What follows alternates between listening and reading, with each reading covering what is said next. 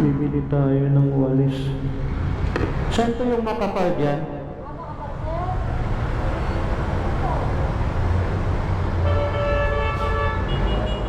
Saan yung maganda? Ka.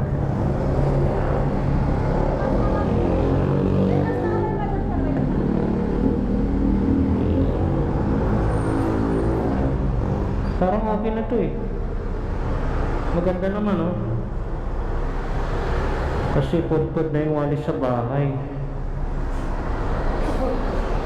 Okay na to, madam. Magkano ba to? 80. Yan. 300. Parang maganda pa to ah. Pero mas makapal po siya. Hindi ba to 50 to? Nakaraan bumili ako dito to 50 ah. 60 lang sir, pwede. Ha? 60. Ito sir, makapal oh. Sabi mo makapal. Hindi, okay na to. Yan mo sir. Baka mabigat din naman masyado yan. Yan ang makapal. Yan na lang po. Ito na lang. Oh. 60. Kung mabigat na masyado, madaling mapagod yung kamay ng nagawalis. Ano sir, 250. 250. Ay, red na ito sir. Gusto mo black? Ha? Red. Asan ang rate? Ito. Ako sir, ang red.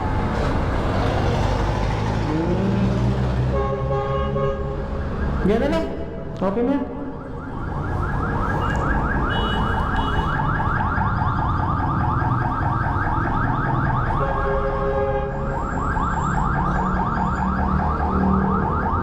Yun ang problema. Saan natin lagay? Dito sa likod.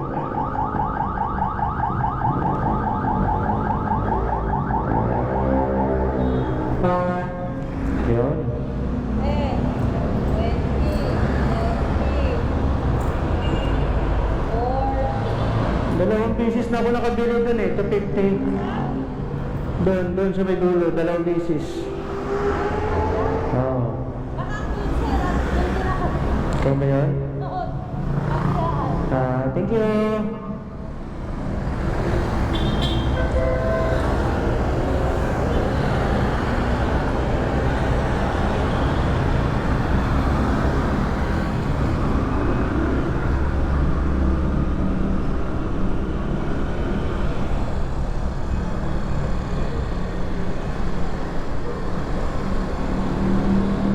Put na yung walis sa bahay. Eh, laging tuwing dumadaan ako dyan, may sakay ako. Kakaya naman maghinto na mayroon kang series na kasama. Kaya wala tayong time bumili. So, ngayon, nakabili na tayo.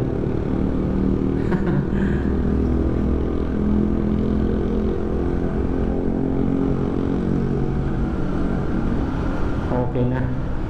Mas okay dyan bumili kaysa dun sa mga palengke. Mas makamura ka dyan. Kasi pagdating sa palengke, medyo mahal na. Ito dati, nabibili ko lang ng 250 to dun sa may kabila. Pero ngayon, sabi 280. Aba, biglang tumaas. So, nag-try naman tayong tumawad. Binigay naman ng 260. Okay na yun.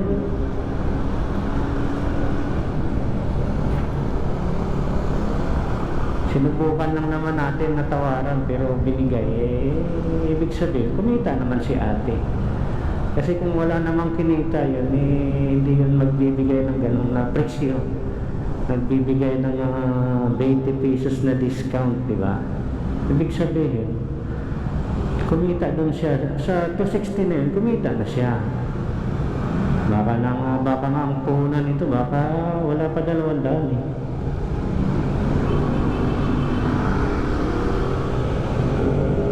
Ganun talaga negosyo.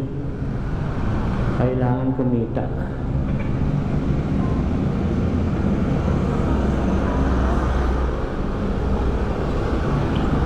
Mabagal na.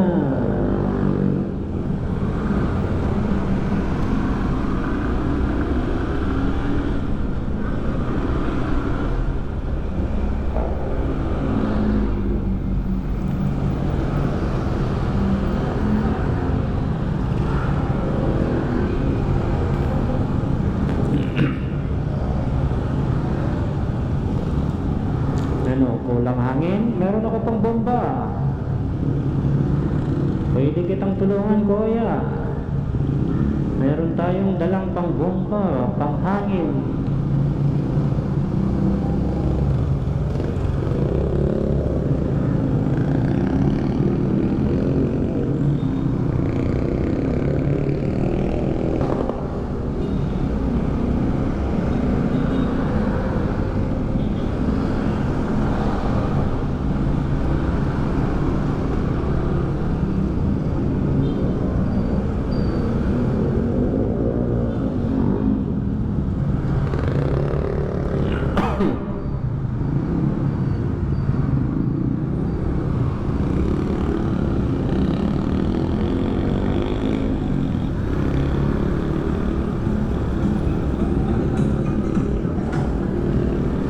Para tayong aswang lilipad. Para tayong lilipad. May walis tayo sa ibabaw ng ulo. Sinukso ko yung walis tambo sa likod ko eh. Inipit ko sa may jacket.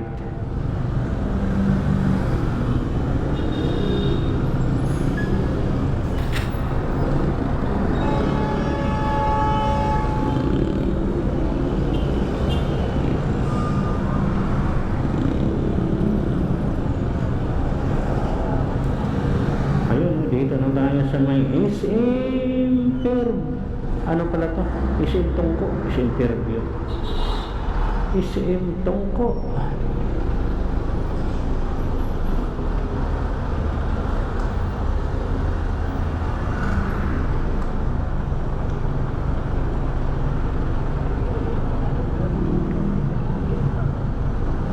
La la la la.